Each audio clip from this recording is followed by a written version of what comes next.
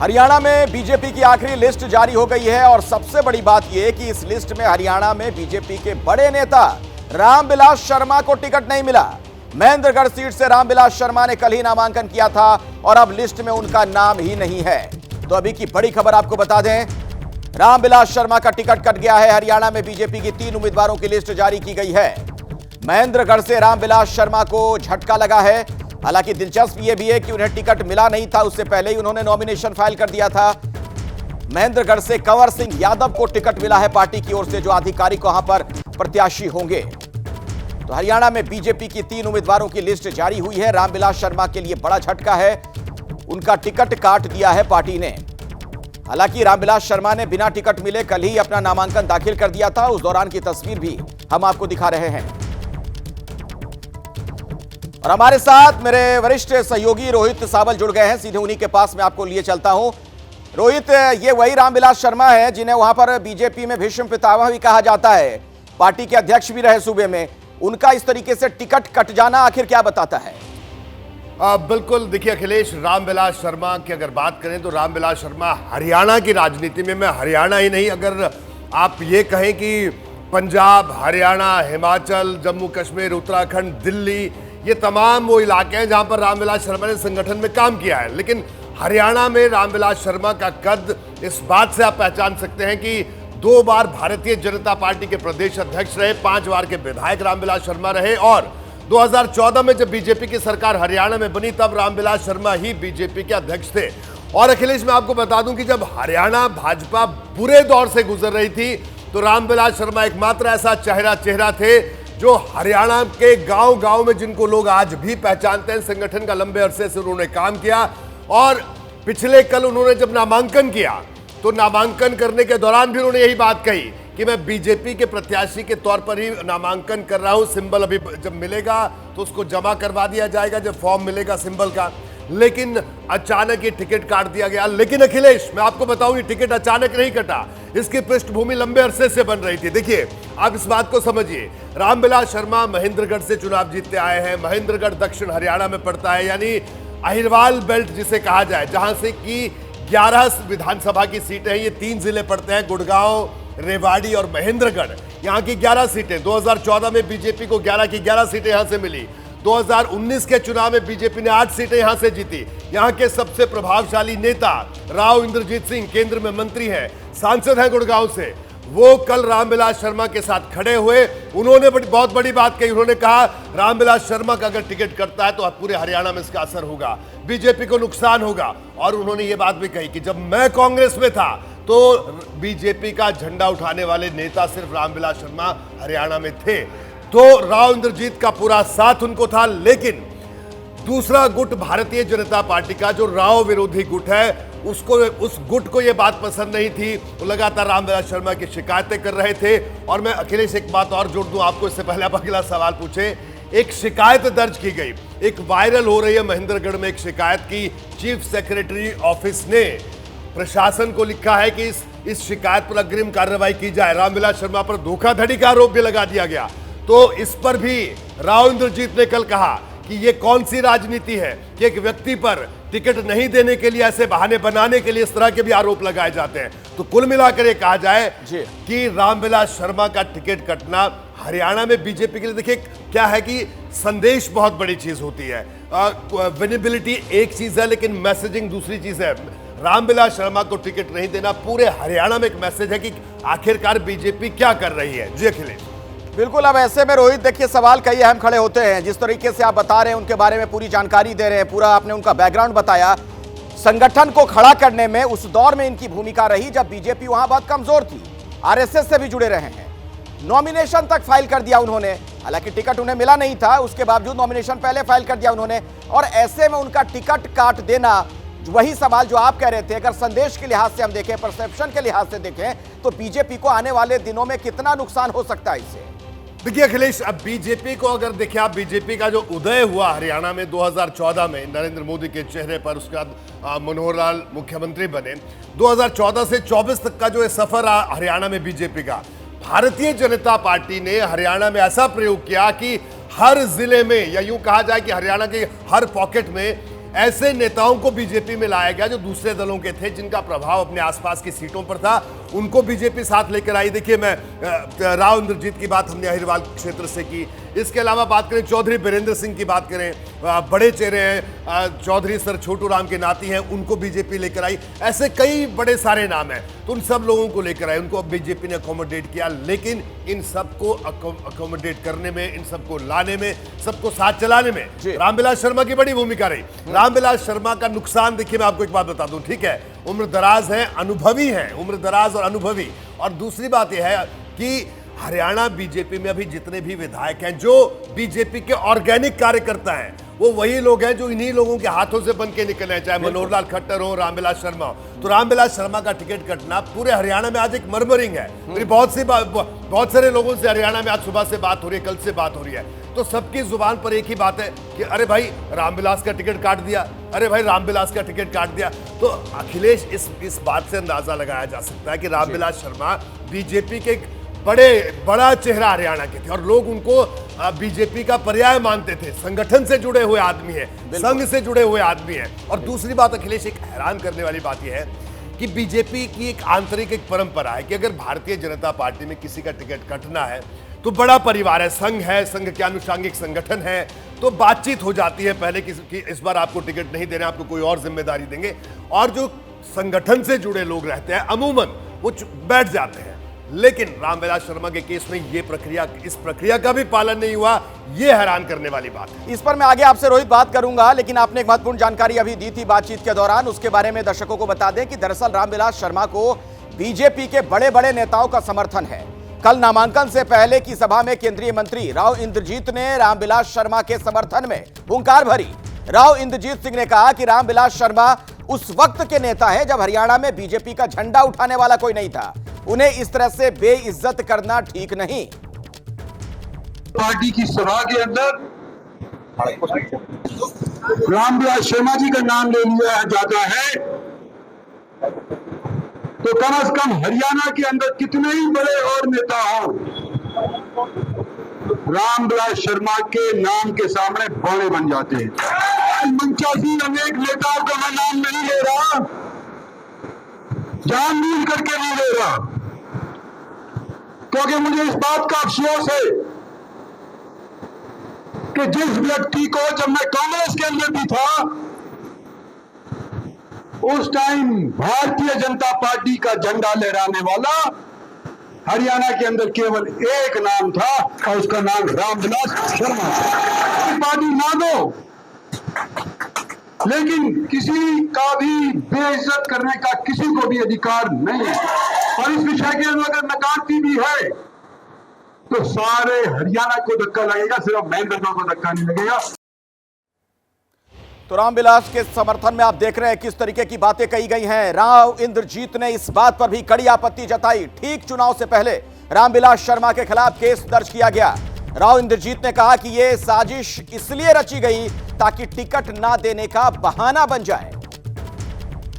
दर्ज कराना था और उसकी ढाल बन करके इनको टिकट मना करना था, तो आज से पहले करे होते तो पानी का पानी और दूध का दाना हो गया होता। लेकिन एन टाइम के ऊपर इतनी देर के बाद एक केस का बहाना लेकर के और कह रहे हैं सोच रहे हैं, तो नमक जख्म के ऊपर छिड़कने के अलावा ये कुछ और चीज नहीं है। केंद्रीय मंत्री है राव इंद्रजीत सिंह, उन्होंने यह भी कहा रामविलास शर्मा के समर्थन में पार्टी पर भड़ास निकालते हुए सीनियर नेता का टिकट काटना ही था, उन्हें पहले बता देना चाहिए था, उनका सम्मान होना चाहिए था, उन्हें कहीं का गवर्नर बना देते। आज के दिन तो मैं यूं कहना चाहता हूं कि हम अभी भी प्रयासरत हैं कि रामविलास शर्मा को भारतीय जनता पार्टी की टिकट मिले। जिस व्यक्ति के रग रग के अंदर बीजेपी समाई हुई हो, आज यही कह सकता हूं कि मुझे अफसोस है कि पार्टी ने अगर इनको डिनाई करना चाहिए था तो आज से पहले कह करके इनको कर देना चाहिए था। तेरे को हम गवर्नर बना रहे हैं, तेरे को हम किसी और चीज का बड़ा ऑर्डर देने लग रहे हैं, लेकिन ऐन वक्त पे इस तरह से देना हमारे को अच्छा नहीं लगा पंडित जी। और आज के दिन आपको कहते हैं कि आपने पार्टी संवारी है, आपके अनुसार पार्टी को चलाएंगे, चाहे आपको टिकट मिले चाहे डॉक्टर के साथ। तो इस खबर का विश्लेषण कर रहे हैं मेरे सहयोगी रोहित सावल, न्यूज रूम से हमारे साथ जुड़े हुए हैं, आप उन्हें देख सकते हैं स्क्रीन पर। रोहित, अब सवाल तो यह भी खड़ा होगा कि कहीं इस बात का एहसास पहले से था कहीं ना कहीं, इसीलिए शायद उन्होंने नाम पार्टी की तरफ से घोषित नहीं किया गया और नॉमिनेशन फाइल कर दिया हो। देखिए अखिलेश, दो बातें यहां पर थी। राव इंद्रजीत के अगर इस बयान को है, इस बयान को डिकोड करना बहुत जरूरी है। एक तो पहले उन्होंने बताया कि रामविलास शर्मा कितने बड़े नेता हैं, एक पहलू ये हो गया। दूसरा पहलू उन्होंने जिक्र किया एक केस का, जिस केस का जिक्र किया कि चीफ सेक्रेटरी ऑफिस से 4 सितंबर को एक चिट्ठी निकलती है कि एक शिकायत आई है, शिकायत पर एफआईआर दर्ज करने के लिए आप अग्रिम कार्रवाई करें। तो इसी चिट्ठी का जिक्र वो कर रहे थे कि, और उनका यह कहना था कि यह ढाल बनाई जा रही है कि रामविलास शर्मा पर कुछ आरोप लग रहे हैं, इस वजह से उनका टिकट काट दिया जाए। कुल मिलाकर राव इंद्रजीत सिंह और धर्मवीर सिंह, दो सांसद, भिवानी महेंद्रगढ़ के सांसद और गुड़गांव के सांसद रामविलास शर्मा के साथ खड़े हैं। वो कह रहे हैं बड़े नेता, इनको टिकट मिलनी चाहिए। और देखिए, हालांकि मैं आपको बता दूं कि जो टिकट वितरण हुआ राव इंद्रजीत सिंह की खूब चली है, इस बात से कोई इनकार नहीं कर सकते। और राव इंद्रजीत सिंह कांग्रेस से बीजेपी में आए, तो एक बीजेपी का छोटा ग्रुप जरूर है हरियाणा में, खासतौर पर दक्षिण हरियाणा में, जो राव इंद्रजीत का विरोध करता रहा है। लेकिन वो इतना ताकतवर नहीं है कि वो राव इंद्रजीत का खुलकर विरोध कर सके, प्रत्याशी जिता सके, हरा सके। तो वही गुट बार बार विरोध कर रहा था रामविलास शर्मा की टिकट की दावेदारी का।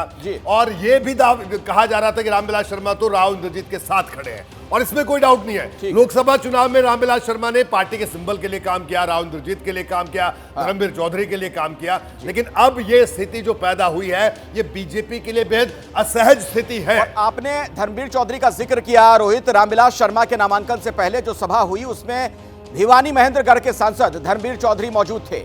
धर्मवीर ने कहा कि जिनके नाम पर हरियाणा में बीजेपी बनी, उसके खिलाफ साजिश ठीक नहीं है। रामविलास शर्मा के नेतृत्व में पार्टी आगे बढ़ेगी। मेरे जैसे आदमी को तो आदमी रामविलास जी पार्टी में लेके आए थे 2014 में, और मेरे जैसा व्यक्ति तो शायद ये पढ़ के सपने में भी नहीं सोच सकता कि इतना डिले, और माननीय रामविलास जी के नाम पर ये पार्टी बनी है। उम्मीद नहीं, बल्कि आप और हमारे को पूरा विश्वास है कि इनके नेतृत्व में इसी प्रकार से ये पार्टी आगे बढ़ेगी। जिस प्रकार से ये मीडिया में आई है कि भाई इस प्रकार का ऊपर से केस दर्ज करवाया है, ये हमारे लिए नहीं, सबके लिए शर्म की बात। इसलिए हम केवल यही पढ़ लेकर आदरणीय रामविलास जी के नेतृत्व में इसी प्रकार से आगे बढ़े और तीसरी बार हरियाणा प्रदेश में बीजेपी की सरकार बनाएंगे। और चुनाव से पहले केस दर्ज किए जाने पर रामविलास शर्मा का कहना है कि ये मेरे खिलाफ षड्यंत्र है, मैं किसी साजिश से ना डरा हूं ना डरूंगा। एक बेनामी दरखास्त देकर के अपनी पत्नी को सोडा पिला के दाखिल करा दिया। मतलब आपकी प्रतिष्ठा को आंच पहुंचाने के लिए कितने बड़े षड्यंत्र हो सकते हैं। राव इंद्रजीत सिंह, आपका आशीर्वाद हमारे साथ है। हमने जब इंदिरा गांधी की परवाह नहीं किया, हमने किसी का भी आपके आशीर्वाद से हम देख रहे सारे षड्यंत्रों को। और बीजेपी से जुड़ी हर खबर आप तक पहुंचाने वाले मेरे सहयोगी नीरज पांडे भी हमारे साथ अभी मौजूद हैं। नीरज, ये जो बागी सुर सुनाई पड़ रहे हैं वो भी चुनाव से बिल्कुल पहले, ऐसा लग रहा है कि गुटबाजी अपने चरम पर है, कहीं पार्टी को नुकसान ना हो जाए इसका।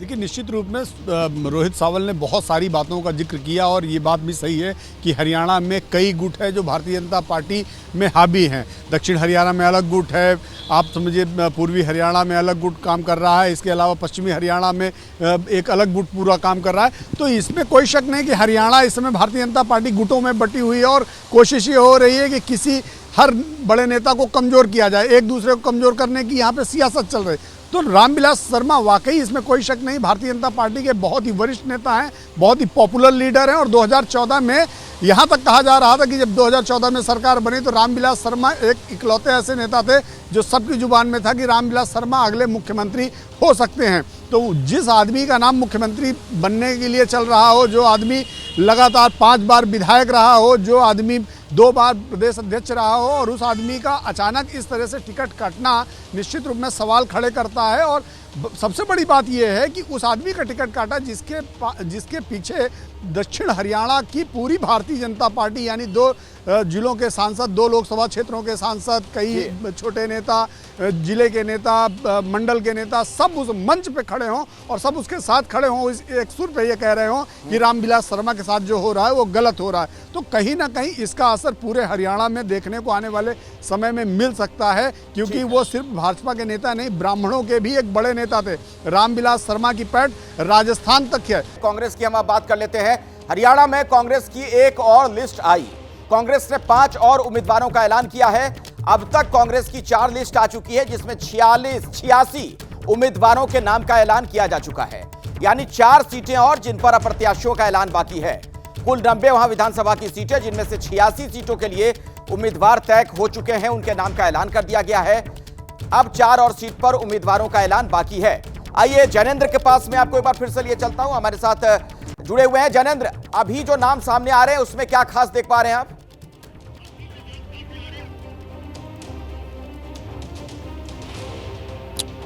अखिलेश, पार्टी कांग्रेस ने कल देर रात 40 उम्मीदवारों की सूची जारी की थी और इसके बाद तकरीबन 2 बजे रात को 5 और उम्मीदवारों की सूची जारी की। 4 सीटों पर अभी उम्मीदवारों का ऐलान बाकी है कांग्रेस की तरफ से। इनमें 2 ऐसी सीटें हैं जिन पर कुमारी सैलजा ने दबाव बनाया हुआ है और 2 ऐसी सीटें हैं जो गठबंधन को जा सकती हैं, एक सोना समाजवादी पार्टी को और एक भिवानी लेफ्ट को। इसके अलावा नारनौंद और उकलाना 2 ऐसी सीटें हैं जहां पर कुमारी सैलजा ने दबाव बनाया हुआ है। बल्कि उकलाना तो वो सीट है जहां पर शुरुआत में ये अनुमान लगाया जा रहा था कि संभवतः सैलजा अगर लड़ेंगी चुनाव तो वो इस सीट से चुनाव लड़ेंगी।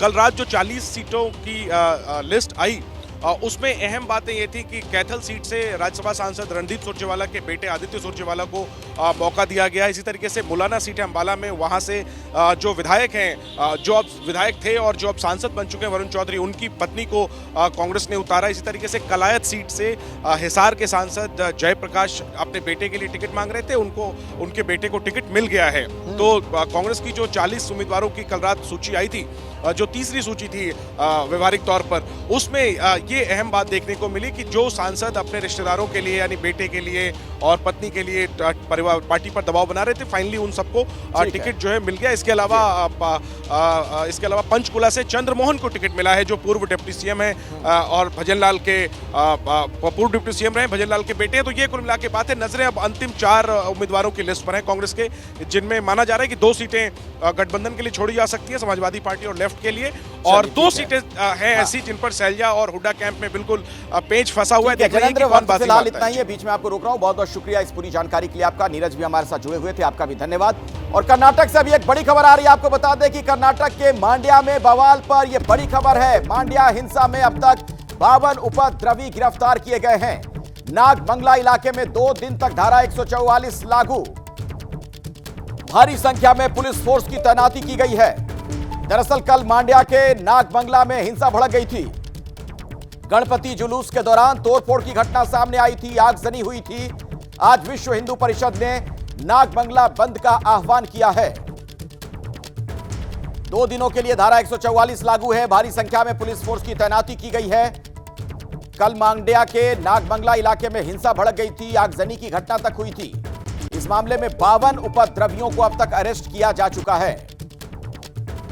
तो कर्नाटक के मांड्या में बवाल पर अभी की बड़ी खबर, बड़ा अपडेट आपको बता दें। 52 उपद्रवी अब तक गिरफ्तार किए जा चुके हैं। 2 दिनों के लिए धारा 144 लागू। तो हालात और ज्यादा खराब ना हो, ऐसे में आप देख रहे हैं प्रशासन की तरफ से तमाम एहतियातन इंतजाम किए जा रहे हैं। हिंसा वाली जो जगह है वहां पर धारा 144 भी लागू कर दी गई है। ये देखिए आपके सामने ये 4 तस्वीरें, पूरा घटनाक्रम आप देख रहे हैं किस तरीके से हल्ला हंगामा हुआ था, मांड्या में बवाल हुआ था। उपद्रवियों ने आगजनी की घटना को भी अंजाम दिया था।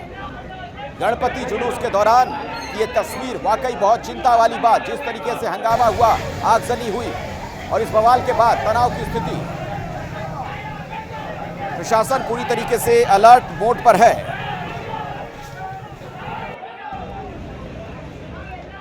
मेरे साथ इस वक्त मेरे सहयोगी आशीष मौजूद हैं।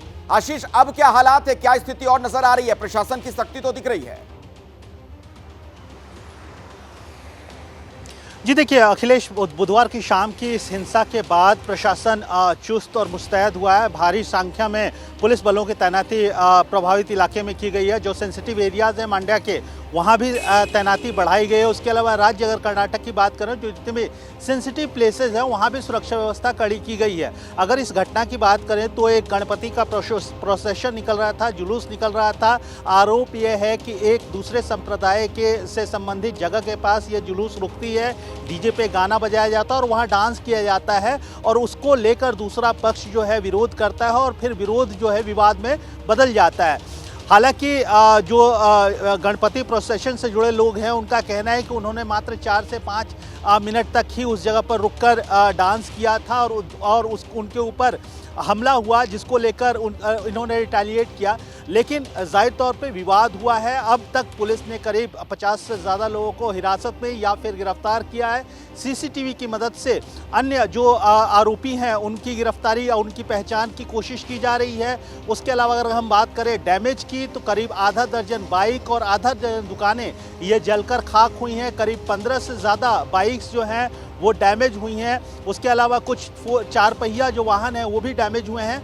इस पूरे विवाद में, इस पूरे घटनाक्रम में एक पुलिस कांस्टेबल को चोट आई है जिसका इलाज चल रहा है। उसके अलावा किसी आम जनता को या किसी अन्य शख्स को इसमें चोट नहीं आई है। मौके पर आईजी मौजूद हैं, मौके पर मंड्या के एसपी हैं। उसके अलावा अन्य वरिष्ठ अधिकारी भी मामले पर लगातार नज़र रखे हुए हैं। रही बात पॉलिटिक्स की, जाहिर तौर पे विवाद हुआ है, पॉलिटिक्स भी होगा। बीजेपी आरोप लगा रही है कांग्रेस सरकार की निष्क्रियता पे। वहीं परमेश्वरा जो होम मिनिस्टर हैं कर्नाटक, उन्होंने साफ तौर पे कहा है कि उपद्रवियों के खिलाफ पहचान कर पूरी सख्ती के साथ कार्रवाई की जाएगी। ये बताइए, ये जो घटना घटी, क्या किसी तरह की प्रशासन के स्तर पर भी चूक नजर आ रही है? जब पता था कि इस तरह से वहां पर जुलूस निकलना है, इतनी भीड़ होगी, क्या ऐसा लग रहा है कि वहां पर जो इंतजामात किए जाने चाहिए थे प्रशासन की तरफ से, उसमें कोई चूक हुई थी, उसमें कोई कमी रह गई थी? जी देखिए, जो एसपी हैं मांड्या के, उनका कहना है कि उन्होंने करीब 400 पुलिसकर्मियों का डिप्लॉयमेंट किया था इस पूरे इलाके में। और ये जो प्रोसेशन का रास्ता है, ये हर एक समय, हर एक साल पिछले कई दशकों से इसी रास्ते से प्रोसेशन गुजरता रहे और हमेशा से थोड़ी बहुत जो झड़प है उसके अलावा या थोड़ी बहुत दोनों तरफ के तनाव के अलावा इस रास्ते से जो प्रोसेशन है वो हमेशा गुजरता रहा है। अब क्या ये एक प्लान्ड अटैक था, क्या प्री प्लान्ड कोई कॉन्स्पिरेसी थी इस तरीके के उपद्रव करने के पीछे, उसकी जांच की जा रही है। इसीलिए पुलिस का पूरा ध्यान अभी सीसीटीवी कैमराज में जो कैप्चर हुए हैं जितने भी उपद्रवी, उनकी पहचान पर है, उनकी धरपकड़ की कोशिश की जा रही है। जैसा मैंने पहले बताया, करीब 50 से ज़्यादा लोगों को या तो गिरफ्तार किया गया है या हिरासत में लिया गया है। इन सब की पूछताछ के बाद पुलिस हर एक पहलू की, हर एक एंगल की जाँच कर रही है। ऑफ कोर्स विपक्ष जो है वो आरोप लगा रहा है, बीजेपी आरोप लगा रही है कि निष्क्रियता हुई है यहाँ पर पुलिस प्रशासन और सरकार के द्वारा, लेकिन ये जांच का विषय है। पुलिस प्रशासन का कहना है कि उन्होंने जितनी व्यवस्था, जितनी लॉ एंड ऑर्डर की डिप्लॉयमेंट की जरूरत थी उतना उन्होंने किया है यहाँ पे। बिल्कुल, और हम तस्वीरें भी दर्शकों को लगातार दिखा रहे हैं, एक बार फिर से आपको दिखा देते हैं वहां पर किस तरीके के हालात बन गए थे जब हंगामा हुआ, आगजनी की घटना सामने आई। आप देख रहे हैं यहाँ पर जो चारों तरफ ये मलबा बिखरा पड़ा है, जिस तरीके से आगजनी की घटना को अंजाम दिया गया था। ये तस्वीरें इस बात की गवाही देती हैं कि किस तरह से वहां उपद्रव किया गया था, आगजनी तक की घटना सामने आई थी। अब हिंसा वाली जगह पर फिलहाल 2 दिनों के लिए धारा 144 लागू कर दी गई है, यानी वहां पर गैदरिंग नहीं हो सकती है, लोग बड़ी संख्या में जमा नहीं हो सकते हैं। कर्नाटक के गृह मंत्री ने इस मामले में क्या कहा, क्या बयान उन्होंने दिया है, ये भी आप सुन लीजिए। In the Ganesha procession, somebody has pelted stones on the procession, and in retaliation, these people have also responded similarly. And now everything is under control. We have arrested about 52 persons on both the sides. They have lit fire and all that. All that has been controlled. Nothing to worry now. Senior officers are camping there, and we have sent additional force. There should not be any further in trouble. जी परमेश्वर को आपने सुना, गृह मंत्री हैं कर्नाटक के। अब हिमाचल प्रदेश की खबर आपको दे दें। शिमला में मस्जिद विवाद पर आज भी तनाव की स्थिति है। शिमला में व्यापारियों ने बंद का आह्वान किया, लाठी चार्ज के विरोध के में आज बंद रहेगा वहां का बाजार भी। दोपहर 1 बजे तक शिमला के बाजार बंद रहेंगे। कल प्रदर्शन के दौरान पुलिस ने लाठीचार्ज किया था, सख्ती बरती गई थी। इस बात से वहां पर नाराजगी भी दिख रही है। तो लाठीचार्ज के विरोध में आज दोपहर 1 बजे तक शिमला के बाजार को बंद रखने का वहां पर फैसला लिया गया है कई व्यापारियों की तरफ से। तो शिमला में मस्जिद विवाद पर आज भी तनाव की स्थिति है। हालात अभी भी सामान्य नहीं हो पाए हैं। इस बीच व्यापारियों ने बंद का आह्वान किया है। मैं सीधे आपको शिमला लिया चलता हूं। सचिन वहां पर मौजूद है, मेरे सहयोगी। सचिन, आज बाजार वगैरह बंद करने का आह्वान व्यापारियों की तरफ से जो किया गया है, क्या यह स्वतः स्फूर्त बंद है या फिर राजनीतिक पार्टियों की तरफ से किया गया है? जी ये देखिए स्वतः स्फूर्त बंद है। जो मॉल रोड, लोअर बाज़ार, मिडल बाज़ार जो पार्ट्स हैं शिमला के, लक्कड़ बाज़ार, वहाँ पे दुकानें बंद हैं। मैं आपको लक्कड़ बाज़ार दिखाता हूँ। ये रिज के साथ का बिल्कुल एरिया है। यहाँ पे तमाम दुकानें जो हैं बंद हैं और यही हालात जो हैं लोअर बाज़ार में भी हैं, मिडल बाज़ार में भी हैं, जहाँ दुकानें जो हैं बंद रखी गई हैं आज दोपहर 1 बजे तक। तो ये इंसॉलिडेरिटी है और उसके खिलाफ जो लाठीचार्ज जो है पिछले कल जो है प्रदर्शनकारियों पर जो है पुलिस की तरफ से किया गया था। शिमला की बात करें, मस्जिद विवाद की बात करें तो हालात अभी भी सामान्य नहीं हुए हैं। बेशक पिछले कल पुलिस ने तमाम जो प्रदर्शनकारी थे उनको खदेड़ दिया था, मस्जिद तक नहीं पहुंचने दिया था, पर अब आशंका ये है कि प्रदर्शनकारी जो हैं वो दोबारा रीग्रुप होंगे और इस तरीके की कॉल्स जो हैं वो दी जा रही हैं कि प्रदर्शन जो है दोबारा जो है किया जाएगा। तो अब आने वाले दिन जो हैं वो हिमाचल प्रशासन के लिए, सरकार के लिए वो चैलेंजिंग होने वाले हैं कि अगर दोबारा प्रदर्शन होता है, दोबारा प्रदर्शन की कॉल दी जाती है तो ज़्यादा संख्या में लोग जो हैं आ सकते हैं, जो ज़्यादा बड़ी समस्या जो है सरकार के लिए खड़ी कर सकता है। ठीक है सचिन, आप इस खबर पर नजर बनाकर रखिएगा। फिलहाल बहुत बहुत शुक्रिया इस पूरी जानकारी के लिए आपका। अभी एक बड़ी खबर आ रही है मध्य प्रदेश से। यहां इंदौर में आर्मी के ट्रेनी अफसर और उनकी महिला मित्र के साथ गुंडागर्दी हुई है। आरोप यह कि अधिकारी और उनकी महिला मित्र को बंधक बनाकर मारपीट की गई, 10 लाख रुपए की मांग की गई। शिकायत यह भी है कि महिला के साथ दुष्कर्म भी हुआ है। पुलिस आरोपियों की जांच कर रही है। घटना मंगलवार देर रात की बताई जाती है। 2 ट्रेनी अफसर महिला मित्र के साथ घूमने गए थे, उसी दौरान यह घटना घटी है। अभी तक किसी आरोपी की गिरफ्तारी नहीं हो पाई है। फरियादी द्वारा बताया गया है कि वो 4 लोग जाम गेट पे गए थे, जिसमें से 6 लोगों ने आके उनके साथ मारपीट की और उनके 2 लोग साथियों को उन्होंने 10 लाख रुपए मांग की और 10 लाख मांगने के लिए उन्होंने उनको भेज दिया और 2 को बंदी बनाया। जैसे ही पुलिस को ये घटना के बारे में पता चला, पुलिस तत्काल मौके पे पहुंची और पुलिस की टीम ने ही उन लोगों को रेस्क्यू किया और पुलिस की गाड़ी को देखकर बाकी जो भी आरोपी थे वहाँ से भाग गए। इस पूरे मैटर को पुलिस ने बहुत ही गंभीरता से लिया है। 6 लोगों के इसमें नाम का खुलासा भी हुआ है, जिसमें से 2 लोग को पुलिस ने हिरासत में भी लिया है। तो आर्मी के ये ट्रेनी ऑफिसर बताए जाते हैं, उनकी महिला मित्र के साथ गुंडागर्दी हुई है। उनकी महिला मित्र को बंधक बना लिया गया था, मारपीट की गई, 10 लाख रुपए की डिमांड की गई थी और गंभीर आरोप यह भी है कि महिला के साथ दुष्कर्म भी हुआ है। इस वक्त मेरे साथ फिरोज खान मौजूद है, हमारे संवाददाता। फिरोज, और क्या पता चल पा रहा है इस घटना को लेकर? जी हाँ अखिलेश, मैं बताना चाहूंगा कि अभी तक के जो हमें जानकारी मिली है तो यहाँ पे जो इंदौर के पास में जाम गेट है, वहाँ पे दो आर्मी के जवान जो थे उनके 2 महिला मित्र के साथ में पार्टी करने गए थे। वहाँ पे 6 लोगों के द्वारा वहाँ पे उनको रोक कर उनको बंधक बनाकर उनके साथ में मारपीट करके जो सामान उनके पास था वो उनसे से छीन लिया जाता है और उनसे 10 लाख रुपए की मांग की गई थी वहीं पर ही। और उसके बाद में 2 लड़कों, एक महिला मित्र को और उसके एक जवान को साथ में छोड़ दिया जाता है। 2 को वहाँ पे बंधक बना के उनको रखा जाता है। उनको बोला जाता है कि आप जहाज कर 10 लाख रुपए लेकर आओ। उसी दरमियान ये आरोप लगाया गया है कि उसी दरमियान जब जवान को अलग ले आता है, वो जो महिला मित्र थी उसके साथ में दुष्कर्म की घटना को भी अंजाम दिया गया है। जी, बहुत चौंकाने वाली घटना है। इस मामले में जरूरी है कि बहुत जल्द से जल्द पुलिस की पूरी कार्रवाई हो, जो आरोपी हैं वो पकड़े जाएं। अब आपको एक चौंकाने वाली खबर बता दें, जहां एक हेलीकॉप्टर लूट की घटना सामने आ गई है। मेरठ में हेलीकॉप्टर लूट की सनसनीखेज वारदात सामने आई। मेरठ में परतारपुर हवाई पट्टी से लूटा गया हेलीकॉप्टर का पुर्जे करके हेलीकॉप्टर ले गए बदमाश। आपको बता दें कि ट्रक पर लाद कर ले जाया गया इसे। तो सोचिए जरा, हेलीकॉप्टर ही लूट ले गए बदमाश। पहली बार इस तरह की घटना आप सुन रहे होंगे कि किसी हेलीकॉप्टर की लूट हो गई हो, उसका एक एक पार्ट खोल दिया गया और फिर उसे ट्रक पर लाद कर ले जाया गया है। यह मेरठ से अभी की बड़ी खबर आ रही है। एक बार फिर से आपको बता दें, यकीनन चौंकाने वाली बात भी है, हेलीकॉप्टर लूट हुई है। मेरठ में हेलीकॉप्टर लूट की सनसनीखेज वारदात सामने आई। यहां परतापुर हवाई पट्टी से इस हेलीकॉप्टर का एक एक पार्ट खोलकर ट्रक पर लाद कर ले गए बदमाश।